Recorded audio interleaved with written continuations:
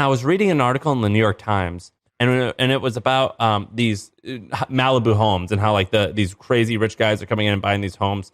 And Grant Cardone was one of the features, and they didn't feature him as Grant Cardone. They're like, another local buyer is motivational speaker and real estate entrepreneur Grant Cardone, and he was just like a guy they were interviewing, not like this internet. And he recently bought a house in Malibu. I think it was for $60 million. And he was like, I'm going to spend another, I forget, tens of millions of dollars renovating it. And that's one of those things that when you see people, what they spend on their personal real estate, it's hard to fake that. And I'm just thinking, who would have thought that those things that he's selling would make that much wealth?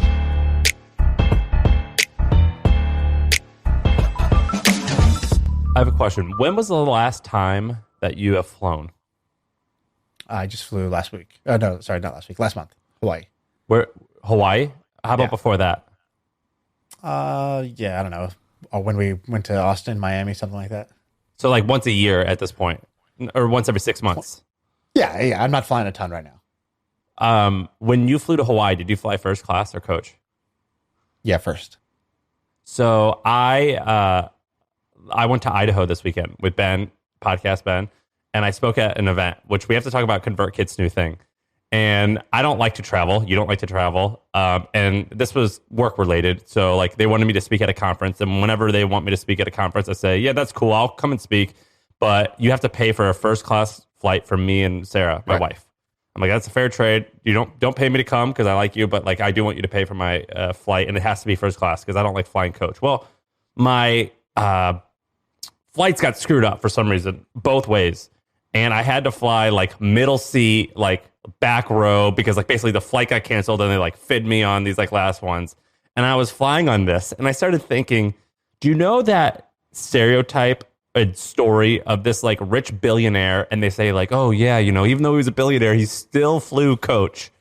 And like nothing changed. Like I think the IKEA guy is famous for that. Nothing changed. And I think that is... Amazon, all their desks were old doors. Which I tried to... Dude, I did that. I did that to be cute at our office. It cost more to do that. Say, isn't a door expensive? I bought the shittiest door, and it was like... I bought like the shittiest door, and it was like $80. And then we bought cinder blocks, and it was like a pain in the ass. I'm like, dude, this thing's on IKEA for $25. This is way better. Also, doors aren't flat. Like doors have all these indents in them. That's a stupid story. It's like maybe like they had a door while they like folded t-shirts on that door like for a day while they waited for the real supplies to come. This whole like flying coach as a rich person thing, and I'm not talking about like rich like millions or tens of millions. I'm talking like you hear billionaires or hundreds of millions of dollars people say this.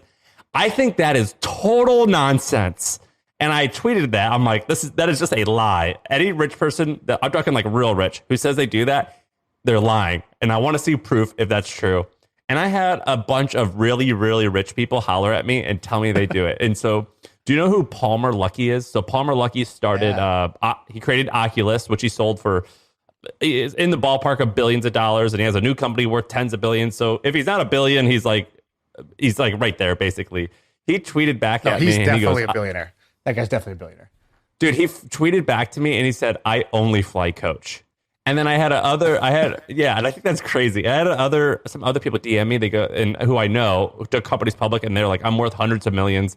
And I fly first class no matter what internationally, but like I have no problem taking Southwest if it's like a short flight. And I understand that argument if it's like an hour, but if you're going from New York to LA or anything above 3 hours, I don't believe it. I think they're lying. I just think they're full of it. I asked Dharmesh on HubSpot. I'm like, do you do this? He goes, no, that's a ridiculous thing. Of course I don't do that. And he like had this. All I can say is if you're like us at the Buy First Million podcast, where we are cultivating that trillionaire mindset, that multi-trillionaire hashtag mindset, hashtag grindset, you have to, even before you have multi-trillions, you better be flying private. You better fly private when you can't afford coach. Because if you can't afford your future, can you afford your present? And that's how I feel.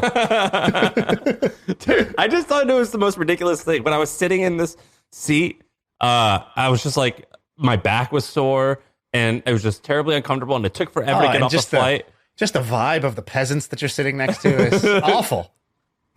It sucked. And I don't have a problem doing it. I mean, I will do it. But I'm just saying, if I could, like, if I'm worth hundreds of millions of dollars, what's the difference between $1,500 and $500 ticket? And anyone who lies and says otherwise, I think they're an idiot and they're lying. Yeah. So some people were like, oh, Bill Gates. I read that thread because it was pretty interesting. They gave you a ton of examples. They like slammed you with examples of it happening. And I think they just told me fake stories. Well, yeah. So that's the thing. I think the main thing that they were saying was like, X person used to do this, which is either simply just their PR team being like, hey, Bill, we need you to do a coach like flight here. And like, you know, whatever, we'll keep your private jet and Epstein's jet like off the radar, you know, just so we can kind of have this measure of austerity here. And so that, you know, I'm pretty sure and because it works, by the way, like the fact that so many people posted articles of billionaire flies coach, it's like, dude, that's not news, by the way. But the fact that it's newsworthy is like more proof that this is likely a PR stunt, because I've done it too. I've been like, oh, Warren Buffett, you know, still drives an old beat up, you know, 83, you know, Camry, and like, Sam Bankman-Fried, he's the newest young billionaire. And did you know that he only eats bananas and sleeps on a beanbag? And, you know, like these stories work. They're like worth telling, which makes me think this is like a PR scheme. But the other interpretation was they did it so that they could like tell the company, hey, from the top down, we're all being frugal. We're not wasteful. So like, you know, Mr. You know, senior director of business development is not like, you know, flying first, you know, to every conference. I understand that. But it's like, dude, you and your 3 kids are taking your vacation to France and you're going to fly coach on Spirit Airlines. Yeah, nah, that ain't going to happen. Like right. You're lying. You're lying. It's an absolute lie. Yeah, and I was show me your Ryanair receipts if you're really doing this. Like, show me your Spirit Airlines frequent flyer miles history if you expect me to believe this. Like, dude, I've sat in Spirit Air and I've had the pilot come out mid-flight and rearrange the seating because someone was too fat and had to like, hey, we need to do a 2-for-1 trade. You need to get to the left side of the plane and then 2 of y'all need to move to the right. We need better balance. Like I've literally, unless you've done that, you don't have that trillionaire energy. Yeah, dude, I've done that on pontoon boats, like where you have like, where you have people in the back. You're like, hey, you guys got to switch seats. This boat's going a little sideways, but I've never done that on a plane. I didn't even think it was real. I thought the pilot was joking, and it wasn't a joke. They literally were like, we need to rebalance. I was like, Jesus Christ. Let me tell you about one more interesting thing. Another rich guy thing. So, you know who Grant Cardone is? Of course. I know Grant. Met Grant. So I'm not going to like even comment on if I like him or not, but I will. I like him. Okay, that's cool. I don't entirely dislike him. I don't dislike him. I don't like everything he does, and I like a lot of what he does. But I kind of pegged him as this guy that was kind of like in the internet marketing world, just selling like hawking like cheat books and cheat courses. And if you're so rich, like, why are you selling a course, right? Yeah. A question I've asked myself many times also. Yes. Speaking of, and it's new like, course available July 11th, power riding. Sign up today. Go to maven.com and sign up, baby. Market's down. Dude, Daddy needs a new course. I was thinking about that. I'm like, all right, if this is this course guy and he has this like, he's wearing all these nice suits, like, is that legit? Is that real? And I was reading an article in the New York Times, and it was about these Malibu homes and how like these crazy rich guys are coming in and buying these homes. And Grant Cardone was one of the features, and they didn't feature him as Grant Cardone. They're like, another local buyer is motivational speaker and real estate entrepreneur Grant Cardone, and he was just like a guy they were interviewing, not like this internet. And he recently bought a house in Malibu. I think it was for $60 million, and he was like, I'm going to spend another, I forget, tens of millions of dollars renovating it. And that's one of those things that when you see people, what they spend on their personal real estate, it's hard to fake that. And I'm just thinking, who would have thought that those things that he's selling would make that much wealth? That's pretty crazy, isn't it?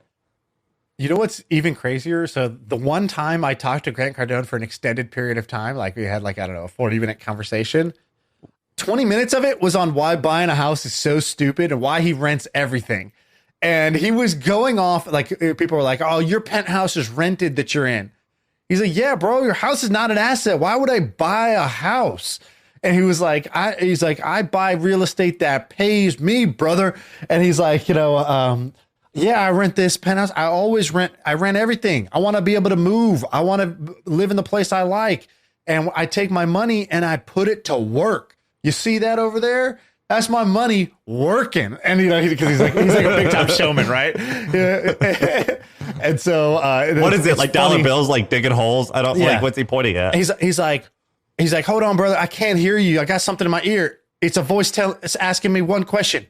Who's got my money? And that's what I got to ask every morning. I wake up and I look to the heavens and I say, who's got my money? And then I go and I get that money from them. And I was like, whoa, this is incredible. Wait, where'd you hang out with him for 45 minutes? So he used to use Blab, the same product where I met Martin Shkreli. It attracted a whole bunch of grifters, and Grant Cardone was there. And I was like, all right, who's that? I would go into all the rooms that had a big following. I was like, okay, this guy's driving a bunch of growth and engagement. You're a power user. Who are you? And sure enough, it was often, people who are somewhat controversial. That's who people like to watch live stream. And so Grant would go on there and he would do his 10X meetups, and he would just see people come in. They'd be like, I got to keep doing my impression. It was so, if you haven't gone into this world, by the way, you need to spend 3 hours, and I need you to watch. I love watching his videos. He's got great videos.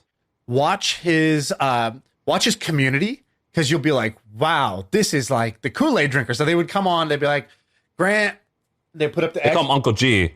Uncle G, what's up, man? What's up, brother? And they'd be doing the 10X. All right. Thank you so much for all the content, man. I was broke and homeless. I used to eat McDonald's wrappers instead of the food, and now I got a Ruth Chris subscription membership, and I just want to say thank you. And I had a question for you, right? And so they would do this, and then it'd be one after another of Grant 10X, brother. Just want to thank you. Before I was thinking where the sky's the limit, and now the sky is the floor. Am I right? Amen, brother. And then, and so they were doing this stuff, and I was like, wow, these people are like really like these are the converted, right? And so a lot of people really found value in his thing, because this wasn't like a recorded testimonial. This is a live stream where random people are calling in, and it'd be very hard to like fake this. And they're wearing the hat, they're holding up the books, they really liked his stuff. And I had never heard of this guy. He's like, in the tech world, you don't know who this character is, right? Like, if you're in real estate, if you're in the motivational self-help thing, but he's not even like Ty Lopez crossed all boundaries. People like all knew who he was. Grant Cardone's like not like that. So that's the first thing you should watch. Second thing is he does these deal breakdowns. Very interesting to watch. So he's sitting at a table, and it's like, what's that guy Dave Ramsey, who like you call in Ramsey. And you're like, Dave, I make $80,000 a year and I got student debt. Like, what should I do? And he's like, save your money. And so people do that with Grant. They're like, hey, Grant, I got $200,000. I'm looking at a property. The address is 3909, West Boise Street in Idaho, whatever. And then he basically Googles it, and he's got a whiteboard behind him. And he's like talking to the guy. He's like, all right, so what are you putting down? All right, what terms are they giving you?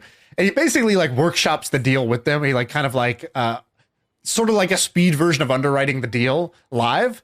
And I actually learned a bunch from it. Like, I'm sure somebody who's like, a real estate master is probably like, oh, this is all just like, this is the Jim Cramer of like real estate here, where he's saying things that make it sound smart, but he's actually not considering XYZ. But just from if you're a beginner in real estate, which I am, you will learn a bunch and you'll be entertained just in the style that he does things. So I like that. The last thing. He's like he's got like pro wrestling vibes. Yeah, exactly. And that's why I'm doing the impersonations, because I'm like, why I said I like him. I like him because he's entertaining. Like, I like him because I've learned some stuff and I've been very entertained through the rest. Like, have you seen these videos on YouTube where he just does sales calls for an hour? I have. I think they're so good. I think they're fake. Yeah, it might be fake, because he'll be like, he's always pulling a rabbit out of a hat. And you're like, oh, dude. It's like a pickup artist. It's like you watch their video, you're like, oh my God, she was like literally she was getting into her cab, but he said this one thing, and then she got out of the cab and started talking to him. This guy's amazing. And you're like, wait a minute, maybe he just like edited like 3 really good ones out of 500 failures into this video. That's kind of what it feels like. But he's doing an hour of continuous sales calls. And so it might be scripted where the guy on the other line is like, yeah, I'll say yes. Just call me. Yeah, we'll play. We'll role play here. It's like the TV show Pawn Stars. You're telling me like, holy shit! In one day, you had a guy come in with like a like a Civil War gun, a guy who had Napoleon's hat, and another guy that owns a Picasso, all in Las Vegas coming into a pawn shop. That's crazy. Yeah, it's like, dude, the Undertaker was dead, and then he came back to life and won the match. It's like, yeah. You're falling for a scripted drama, right? Like, so it might be that. But nonetheless, these sales calls are very entertaining to listen to. And like, it's obviously like very Wolf of Wall Street style, like macho sales, but I like to see it because I've never seen anything like that. Like, first of all, I don't do phone sales. That's not like, it's not even like in my life. Secondly, I don't know people who are as ridiculous as Grant Cardone and are willing to say things as ridiculous as Grant Cardone. And third, like, this is not a style of communication or salesmanship I think you can read or study or intuit. And so it's just nice to like see it. So anyways, I've gone down these rabbit holes of Grant Cardone, and I've come out the other side being like, yeah, he is definitely self-promoting, and he's making most of his money, it seems like, on the like the brand and not the like meat and bones of his business. But respect. He hustles really hard. He's a good self-promoter, and he is smart, and like, he does well. So, I don't think that, you're not learning from somebody who's a hack. Like he's somebody. I don't think he's a hack. I don't think he's a hack at all. I think the criticism isn't that. Well, I think maybe I just don't always agree in his values, but I don't think he's lying. Right. I think the criticism would not be this guy is dumb or lazy or anything like that. The criticism would be he's just selling you, a bag of dreams, basically. And like, he makes his money on people who want to be him and want to be like him, and they're not really going to be like him. And he's sort of like, promoting that dream. I would say that's probably true, but I think that's true of a lot of things in life. Like that's true of Nike also. Like when I go buy Nike sneakers, because Michael Jordan wore them, do I really think Michael Jordan's a scumbag for, he's not tricking me into thinking I can be like Mike, but yeah, that is actually what the commercial literally says. Dude, I'm working on this new thing, and I want to tell you two things about it. I'm working on this new business, and I'm still like MVPing it out and making sure it's legit. And I've got 6 figures in revenue now, 6 figures of cash in the bank. And it was all from phones. From calling constantly. No website, a type form, and calling them, and then setting a Stripe link. So what are you doing that's effective on the call? Give me the strategy of the call. Without sharing whatever you don't want to share. I'm not really selling. So basically, the thing that I'm making like a community for a particular classic type of salesman niche. Claim. Yeah, I'm not here to sell you anything. Well, because here's the thing. The no offense, but of sales. So the place where the business is at right now, which is like I only want like let's say 50 people to join right now. I don't want a lot of people to join because I want to make sure that it's like legit and good. And also because it's an exclusive like private paid community, I need to make sure that like each person actually can provide value for one another. So I can't just let anyone in. I can only let in the type of person who makes like the truly next person fits. feel more value because they came in. So in a way, I'm like, no, like I really like I don't know if I have space for you. I don't know if we can make this work. But we may be, and that's why I'm here to interview to see if this will be a good fit for you. And that's basically what I'm doing. It's and like I also you're using the bullshit line, but this time it's not actually bullshit. It's real this time. I guess that's true, but like I don't know how to explain it. It is true. Like we only have I can only make it truly work for a few amount of people. Otherwise, it sucks. And so remember how we interviewed the chief folks? She said that they had 60,000 people apply, but they only have like 10 or 15,000 members. So I kind of believe it. But anyway, I'm working on it, and I went to this. I'm starting it with my friend Joe, and we did something interesting the other day. And when I had started companies in the past, I partnered with the wrong people. Not every time, but sometimes. And the mistake that I'm trying to not make this time is basically making sure I partner with the right folks. And we did this by the thing. Way, you're saying partner like business partner, not like an external partnership. You're talking about like your co-founder type of thing. Business partner, like someone who you give a substantial amount of equity to, which is very similar to a marriage. And I actually did this in my marriage, but I've never done this in a business partner. But we basically like said like, hey, like separately, write down 3 things. Write down what does success look like to you in 10 years? What are you willing to give up in order to achieve that? And like just your day to day, like what do you value and how do you want to get there? And so we each wrote that down and we came together and we're like, all right, here's all the things that are important to me. Let's look at what's important to you. oh wow, they actually align really nicely. This thing doesn't align. Is that a game breaker for you? And then there was another thing that we went through scenarios. We're like, let's say you're Lance Armstrong. It's 1999. You know that everyone's cheating, and you have to cheat if you want to win. What are you going to do? Right. Like, how do you want to play? Like, what do you want to play? And there's no right or wrong answer, but it's just like, let's just see how our values align in different scenarios. And so anyway, we've been doing this thing where we're like trying to figure out why won't this partnership work? Let's get all that out of the way at first. And it has been awesome. More people should do this. Have you ever done this? I have actually done that, which is so funny you say this. We did something so similar. We sort of stumbled upon it organically in our first business, because the first business I ever created was that sushi business. And the idea was to create like a Chipotle-like restaurant chain for sushi. And so we're going about it. We've been at this point, we've been doing it for, I don't know, 6 to 9 months, something like that. So we're not like, it's not like day one. We've already committed. We already have the equity splits, and we're all best friends. We've known each other for 4 years. So like, surely we know everything about each other, right? And a smarter business person, kind of like a mentor type dude, was like, at this time we were really big on mentors. And he was like, how aligned are you guys? He's like, so it was the guy we wanted to partner with, the chef. He was like, he flew each of us out one by one to LA and hung out with us. And he told us, he was like, yeah, I feel like all of you guys say the same words, but they mean different things. And I was like, what do you mean? He goes, like, you all be like, oh man, what really matters is that we do this like the right way. He's like, but I think you all have a different definition of the right way. Or like, we all want this to be a success. I think if I asked you what you mean by success, like put a number, put a time frame around it. Like, I bet you it's all different. And so we came home, he gave us that feedback, and we did it. We did the same exercise. I created a list of questions, and we all went and sat in our corner of the room silently, and we wrote our answers, and then we came and we compared. And Jesus, they were so different. Me and one guy were like pretty aligned. And then the third guy, and we all thought we were all totally aligned. The third guy, his was like way different. And the biggest differences were like time scale. Like, how long do you expect to work on this before we see any tangible success? What are your expectations on that? And then what would be a win for you? And it was like, one guy was like, oh man, like if I could be making 6 figures and like, I'll do this forever. And then I was like, oh dude, I want to make $10 million in, 3 years. And the other guy was like somewhere in the middle. And then we were like, oh wow, like we all have you would be happy with one path and I would be completely unhappy if that same thing. We both are. And if we didn't talk about it, our definition of success would have been very different. And the same thing with values of like, for two of us, it was super important. Like, look, I don't know if this business is going to work or not, but I want to do it our way. Like the thing that makes this fun for me, like there's a lot of shitty components to doing this business. The part that makes me like want to wake up and do it every day is that I feel like we're putting our own stamp on this. And for the other guy, he's like, yeah, that's cool, but like, I don't really care about that. And we were like, oh shoot, it's important to know how important it is, because we're going to spend a bunch of energy doing it. Yeah, it was clarifying. Like we were sort of at the point of no return.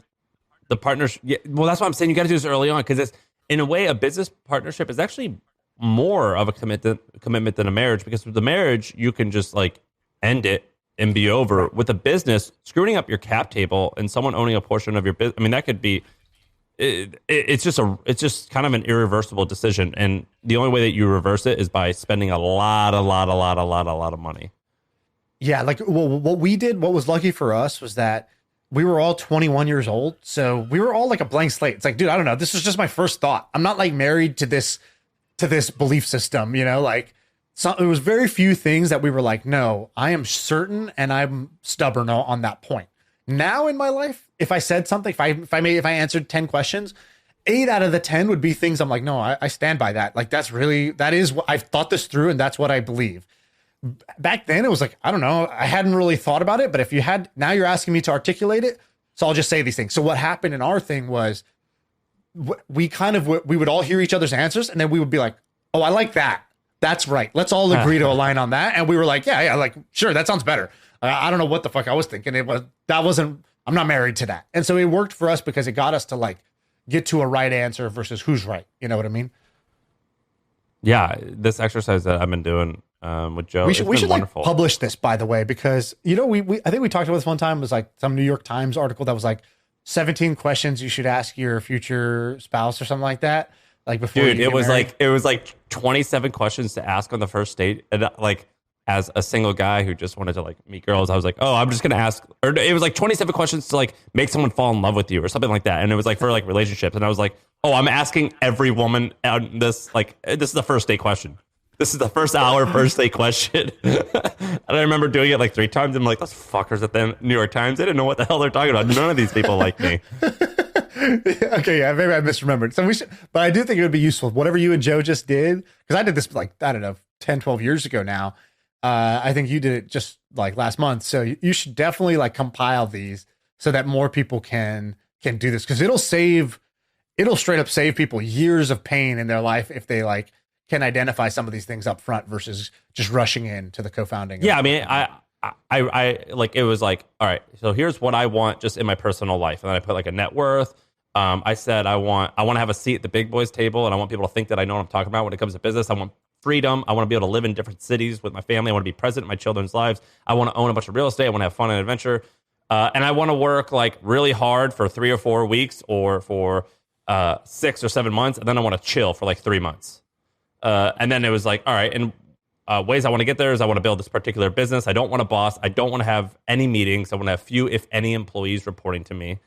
And then it was the ways in which I'm going to approach this particular business. I want to be incredibly aggressive about it. I want to treat it like a job. So we're working 40 hours a week on it. I want to have close to no standing meetings, few employees. And basically that's it. Yeah. Oh, and a revenue target of $100 million in 5 years. I don't care if we actually hit that, but I want that to be the target. And then he like answered similarly on a lot of those. It's like, all right, there's like some alignment here. Nice. Okay, I like that. And yeah, okay. I think you should publish some of those things. Also, the Lance Armstrong things. I think those are, if nothing else, like it doesn't really matter. But it's like at least knowing how the other person is wired and being like, am I okay with this? Am I okay with the weird psychology of this person? I think it's not so much that do all of our answers match, just like in a marriage. It's not do we think the same way about everything? It's like, do we think the same way about the really important things? All right. So what did you say? Would you, if you're in the Lance situation, what do you do? I for sure cheat. You basically have 2 options. You either exit the sport or you cheat, right? Like, it's not even cheating at that point. When everybody is doing it, it's just the new normal, right? Like there's not it'd be one thing if it's like, if one person's cheating and they're winning and everybody else is clean, would you cheat to try to win, or would you stay clean? Like my belief is that all these Olympic sports plus pretty much all professional sports are full of PDs, and like, you know, it's just a naiveness test whether you believe that people are clean or not. It's like in the same way, it's like, oh my god, what percentage of NBA players do you think cheat on their wife? It's like, like, you know, I don't know, but yes. Yeah, the answer is yes, not a number. And so, like, there might be one outlier. And like, cool, you know, credit to that person for being the you know, the outlier, the AC Green of this. But I think same thing with cheating. So yeah, that one's the easy one for me. Our software is the worst. Have you heard of HubSpot? See, most CRMs are a cobbled together mess, but HubSpot is easy to adopt and actually looks gorgeous. I think I love our new CRM. Our software is the best. HubSpot. Grow better. Dude, you want to like quickly go through some of your topics, or do you want to talk about a company that I had listed? What do you want to do? Let's do one of yours, and then we'll do one of mine. We'll finish up. All right. Have you heard of this company called N2 Publishing? No. What do they do? The reason I like this story is because they're succeeding wonderfully in a place that everyone thought that it was impossible to succeed. So it's called N2 Publishing. They just rebranded it like last week to Stroll. And it's basically neighborhood magazines. So magazines in like upscale neighborhoods. And I'm almost positive they have like 800 of these or 650 of them. But they're all print. So it's like in like Danville or in like the nice suburb. I don't even know what the very specific neighborhood you're in, what it would be called. I don't live there, but Blackhawk is like an example. Are you in Black? No. But Blackhawk's an example of a nice neighborhood in Danville.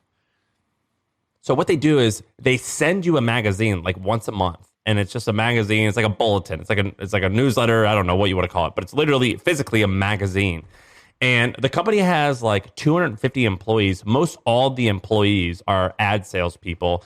and they hire someone, and not exactly hire, it's a franchise. So someone who lives in Black Hawk pays like $5 or $10 to become the official publisher of that area. And that person has to gather a couple stories every single month. But like the stories really are like, they're not that good, but it's just like people, there's this old like idea with local publishing where like, dude, people don't care about the writing. They literally just want to see people they know and their friends and places they know in a newspaper. And you could just list all their names and they would like that.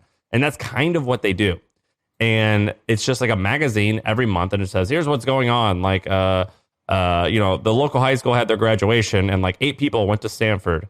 Like this new restaurant opened and the guy's a Greek immigrant and he's bringing some of his Greek like taste to the area, and like the feta is amazing. And like that, it just like goes from thing to thing. So anyway, it's a bootstrap business that's been around for like 18 years. And they announced that they're doing like $150 million a year in revenue. And they've been profitable every single year.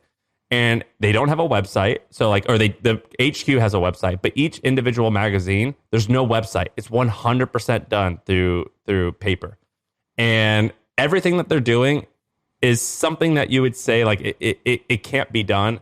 And it's kind of killing it. It's kind of a major business. Isn't this wild? So how did you get these numbers? Is it something public that like, do they have all their numbers? Yeah. So if you Google Stroll Axios, they just did a big announcement on Axios last week where the founder and the CEO he gave their revenue. He said, we do $130 million in revenue. We have 18,000 plus advertisers. Wow. We've been profitable every single year. We expect revenue to double every 4 years. That was, I believe, an exact quote. And we're just expanding to all these cities. And we changed our name from N2 to Stroll. It's kind of a really fascinating story. I guess if it's doubling every 5 years, that means it's growing, 10 or 15% a year. So it's not like killing it, but it's doing pretty good. Yeah, that's 14% a year. Wow, this is, you've done it again. A Shaan Puri special. Like, how do you find these businesses? This is amazing. It's pretty wild. No, literally, it's a real question. How did you find this business? I just read there's this blog I read called Flash and Flames. There's this blog I read called Flash and Flames. If you Google Flash and Flames, it's just some guy named Colin in England who just writes about cool B2B media companies. And I read like loads of trade publications. So like trade publications that has like literally 500 website visits a day. This is just awesome. the most niche stuff. I read it. And if you Google it, it's hard to even find their website. The only way you find it is you type, the CEO's name is Dwayne Hickson. And so if you have to type in like N2, because there's like 10 or 20 companies called N2. Right. N2 and then Dwayne Hickson. And that's how I found it. And when I did a little research on him, I think it's heavily rooted in Christian stuff because their mission is to bring, to create jobs and value people and to bring glory to God. And we're just so happen to be doing it through like creating this like newspaper thing. And that's our podcast mission, or that's theirs? Both. So anyway, like it's just kind of an interesting guy outside of our world. Really fascinating. Dude, this is great. I wonder how many more of these there are. Like I could imagine somebody doing freaking Doctor's Office Daily or Doctor's Office Monthly or whatever, Doctor's Office Magazine. And you just go to every doctor's office and you're like, hey, here's, this awesome magazine for whatever, for doctors who run their practices. And if you eat the cost of the print, then you're like, you could basically go to advertisers and pharmaceutical companies and be like, hey, yeah, we have 15,000 doctor's offices that read and subscribe to our thing. And you should advertise. But here's the thing, like selling local ads. So they're selling like the advertisers are like local dentists, local realtors. Selling ads to those types of people is really hard because you're selling like $500 ads. That's a hard business. You just have to be like smile and dial. You got to do it constantly. So like maybe they threw that whole God shtick in there because they're like, but you're doing it for the will of God. Right. Therefore, you have to be like, that's the only way that you can motivate someone in order to like be on the phone all day selling a $500 ad to Kathy in Scottsdale, Arizona about coming to her open house. Right. That's a hard sell. That's a grind. Ben did it for 2 years. He probably wouldn't want to do it for 3 or 4 more years. It's a hard job.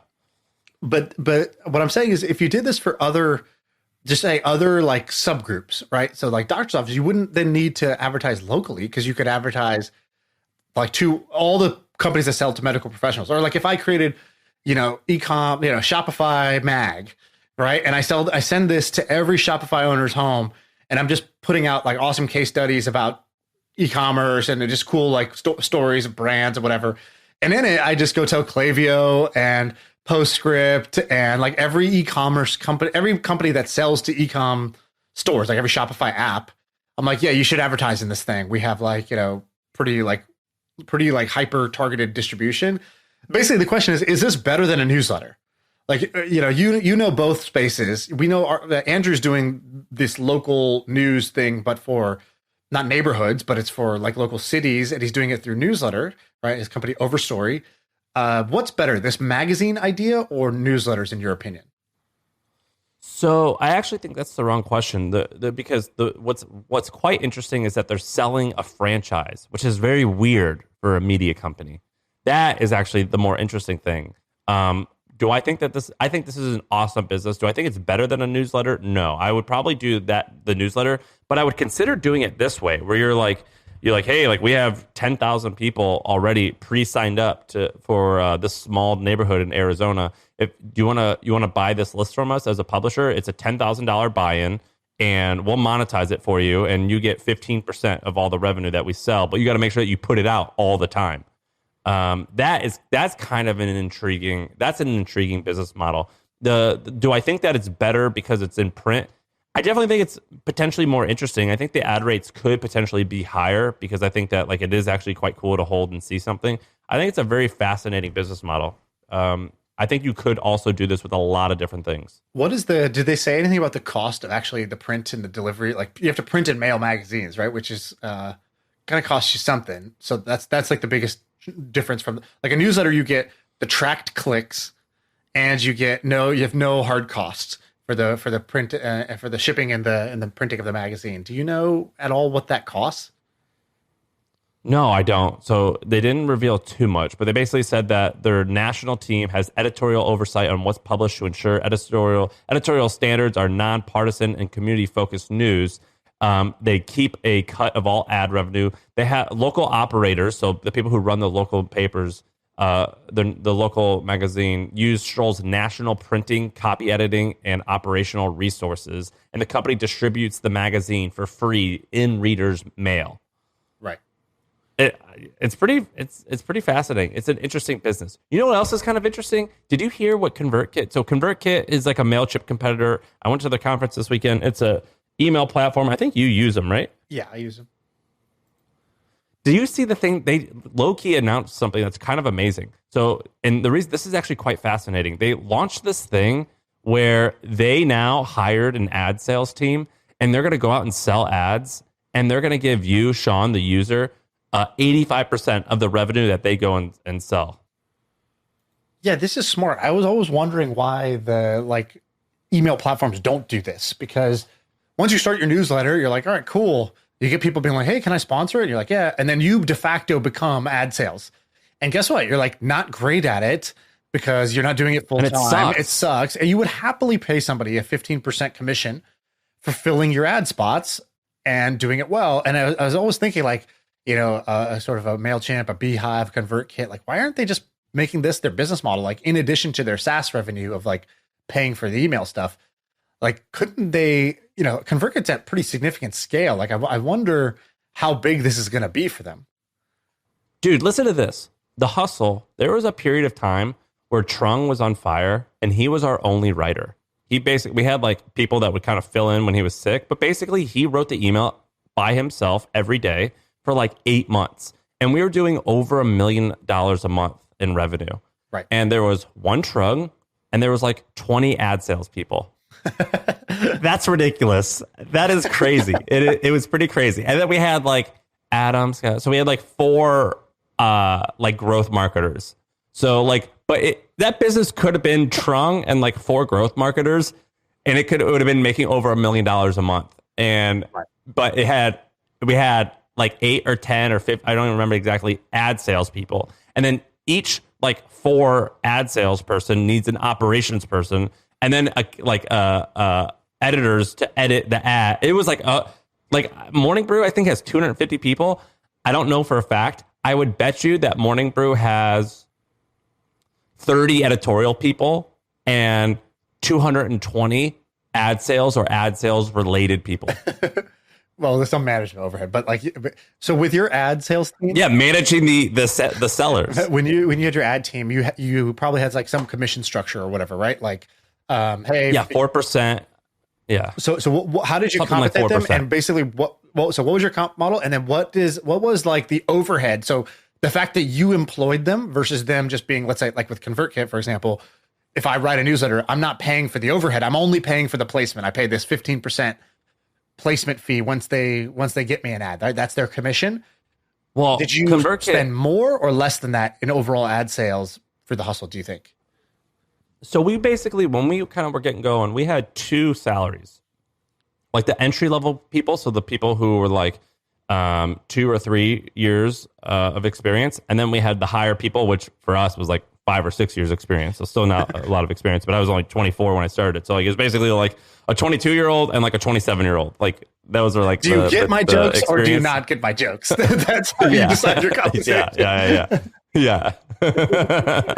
And the earlier ones, the younger guys, it was like it ranged from like $50,000 to $70,000 a year in base salary, and then the upper guys got like $100,000 to like $120,000 a year in base salary. And the upper guys, it was expected that they would sell, I forget exactly, but between $1 to $1.5 million a year in ad revenue, and they would get either 4 or 4.5% of that. The younger guys, their expectations was that they were going to sell between 500 and like 900. We had some sellers, like this woman, Katie, who would sell, I believe the year we sold, she was going into the year with like 2.5 million booked. Wow. 2.5 million. And so, so basically, but then they had to get 75% of their quota. So if their quota was $1 million, if they hit only 600,000, they only got their base salary. If they hit 75% of their quota, that's when the 4% started kicking in. And then if they got 101%, then the kickers would go up and they would start making a lot of money. So the highest paid person at our company oftentimes was an ad seller. And do you remember, like, did you just look at like, what is our percent of revenue that we're paying out in commissions? Like, did you have like, because let's just say the easy apples to apples math is, let's say ConvertKit launches this thing, it's 15%. That's your cost of ad sales, basically. If they placed all your ads. Do you remember what your you could oversimplify it. Yeah, you could oversimplify it by saying 4% of total ad revenue, and then just assume $100,000 a head. Plus, so let's say that you've got 10 sellers doing 10 million, so that's 100,000 per salary for 10 people. That's $1 million, and then the commissions would be 4% of 10 million, so 400,000. So 1.4 million people, $1.4 million for 10 ad sales people for 10 million in revenue. But then, of course, there was like some account executives who would help with that, and then like operations people. But yeah, that's basically it. Bro, you just did a shitload of public math, and I forgive you because you're my friend. We don't do public math, but that's easy. So for you to just do that, listen, it's just not who we are. It's not what we do.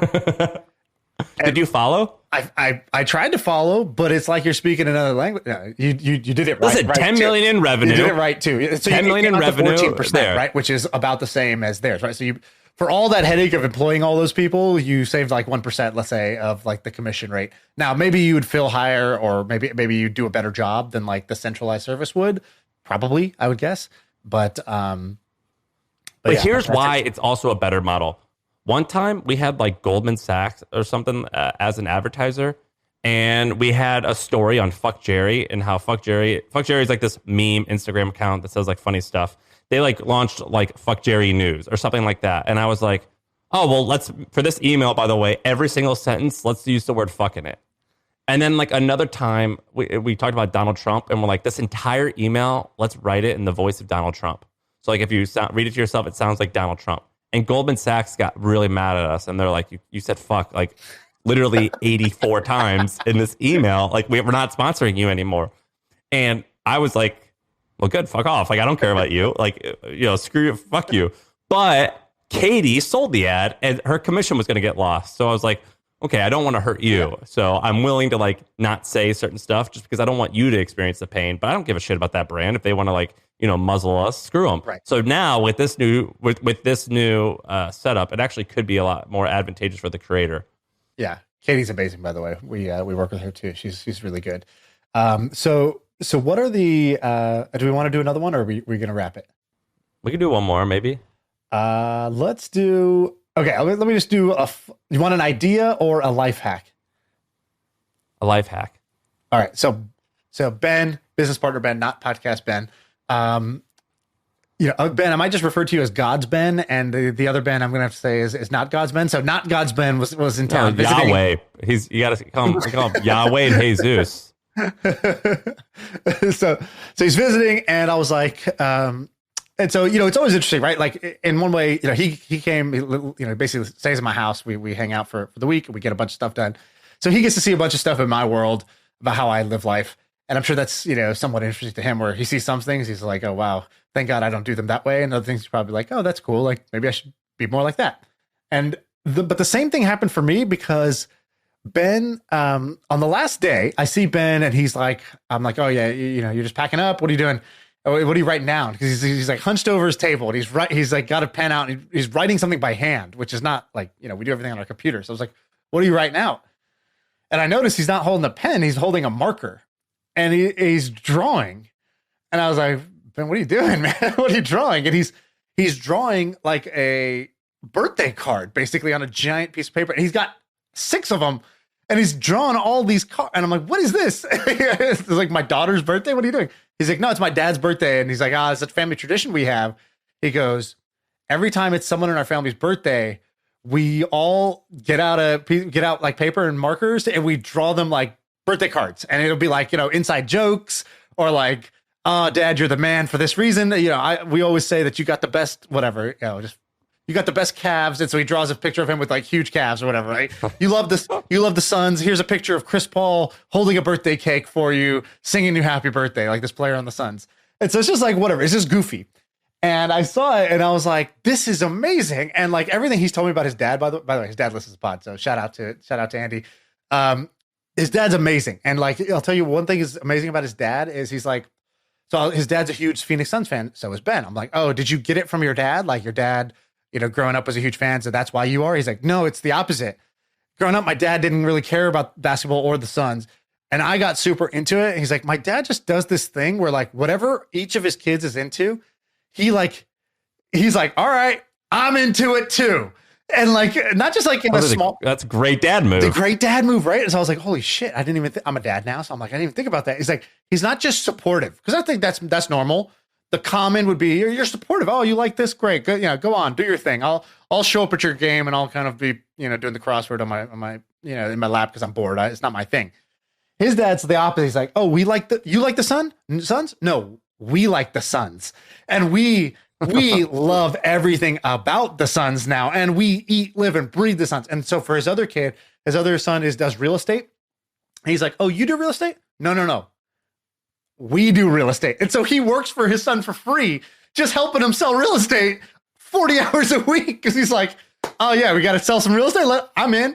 And so he's like a free employee who's like hitting up LinkedIn. He doesn't pay him. Like he loves this podcast because he'll hear growth ideas and he'll be like, "Oh, so I'm going to do that for my son's real estate business." Wait, that's an amazing dad and a horrible son. Pay your dad, dog. No, he doesn't want the money. He's that great of a dad. And then the other son, like he does this like comedy thing, and he's like, "Oh, comedy? All right, I'm in the comedy scene now." And like he does that, and I was like, "Wow, I'm gonna do this." So on the dad side, I was like, Ben works with me. Andy basically works with me too. He's like, he listens to every episode of the podcast. He responds to every email like we put out. He's not trying to get special treatment. He replies like a fan. Like he's gonna be like, oh yeah, I do my 5 Tweet Tuesday. He's like, I love number 3. Or he's like, the podcast. Oh, I love the way you and Sam did this. And I'm like, dude, how sick is that to have your dad become your wingman for your favorite hobby or your passion? Like, I'm going to do that. So that was the first learning. The second was this birthday thing. He's like, yeah, my mom, like, she came up with this early on, like, love's not about the gifts. And like, this is just a fun thing we do for each other. And we always do it. We did it. You did what? This birthday poster. So when you wake up. Too? Is this like a white person thing I just don't know about? I don't know, but I mean, like in my house, when you wake up on your birthday, my mom would puts like posters all over the house that all of the other kids drew out. Wow. Okay. I don't know, man. What did you? Did you do this too? We don't.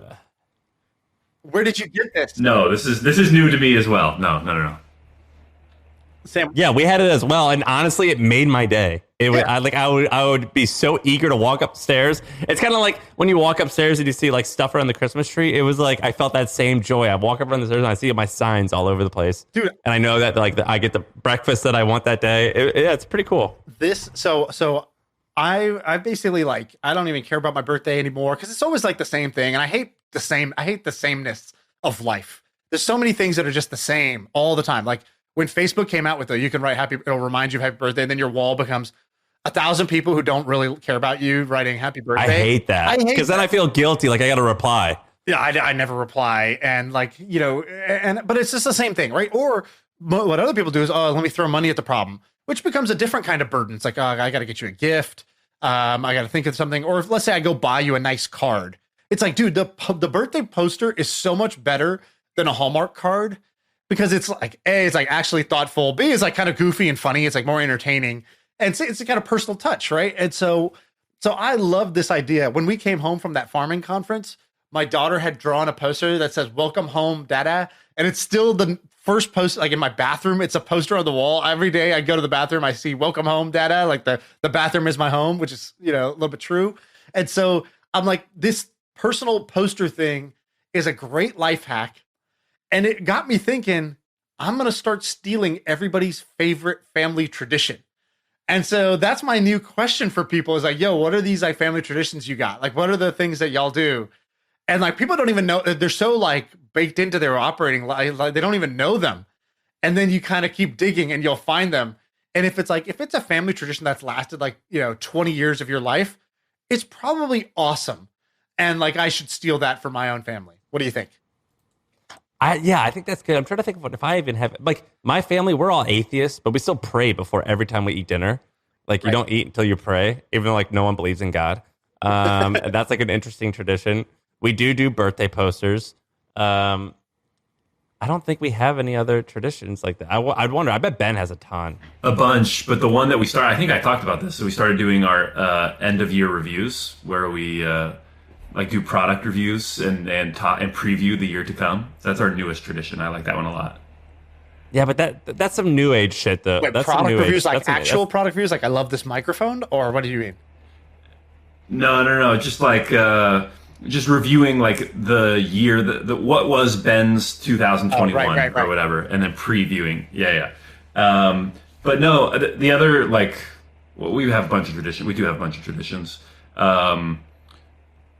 Like one of the simple ones is we eat waffles like every Sunday morning, and it's just like a thing I know I can look forward to every week. My wife makes really good waffles with like strawberry. She does like goes all out. Yeah, it's just one over the top. It's one meal a week that I know I can always look forward to, and I love it. You don't have any, Shaan? No, I do. I have some, and now I'm like, and I give credit to my dad. My dad was really the one who was bringing the fun factor with some of these, whereas my mom's more like practical. Whereas my dad would be like once a week, he would do the same, like the whatever, like the Monday night dinner. And it's like, oh, dad's making dinner. Oh, sweet. It's not because he's a better cook, but he would just add some showmanship to it. So he would get this tray. And so everybody had their own circular tray with like 4 dishes in it.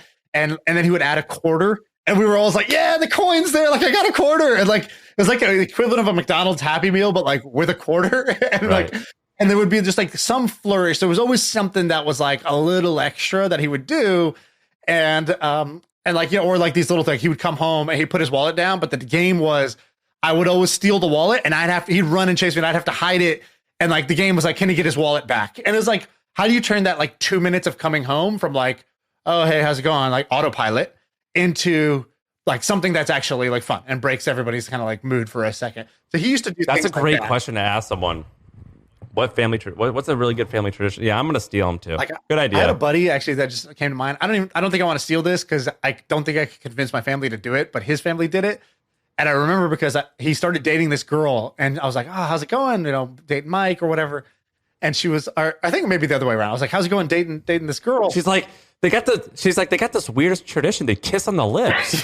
Yeah, basically. It was basically that. He was like, yeah, they go to, he's like, I went on their like annual, like, annual family like vacation to Tahoe or whatever. They went to a cabin and I'm expecting skiing and all this other stuff. And there was, but at night they did this thing. And I'm like, oh shit, what did they do? It's like blood cult. Like what's going on?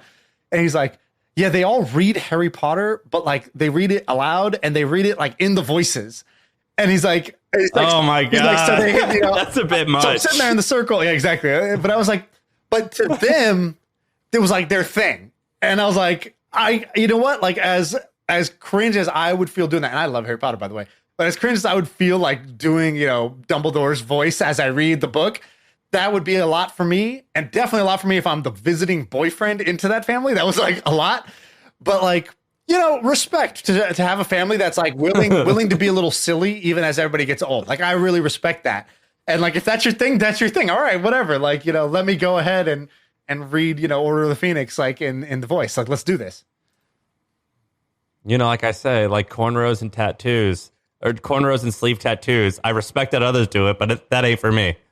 Not for me. Dude, you want to know my new line? I tweeted this out yesterday, just bother people, but I was like, product managers are the bottled water of tech. And it's just a funny backhanded slap. Like nobody knows what to make of it. Like it's a compliment, but it's clearly kind of an insult. Like I like bottled water, but I guess bottled water is wasteful and useless. And then somebody one-upped it and I'm like, oh, that's my new shit. He goes, they're more like the throw pillows. And I was like, dude, throw pillows are such a good diss because it's like, girls love them. They look good, but they're completely fucking useless and annoying when you actually need to go to sleep. And so calling something the throw pillow of X is just an awesome slam that I'm like saving up in my back pocket to use. I met people at this conference that I went to, and there was like a lot of listeners there, and someone came up to me and goes, so, like, when did you guys decide to make the switch to go from talking about business to just being like 12-year-olds? And amazing are you plan. Amazing plan. Yeah, that's what he said. And he goes, "Are you happy with that switch?" And I was like, "Huh.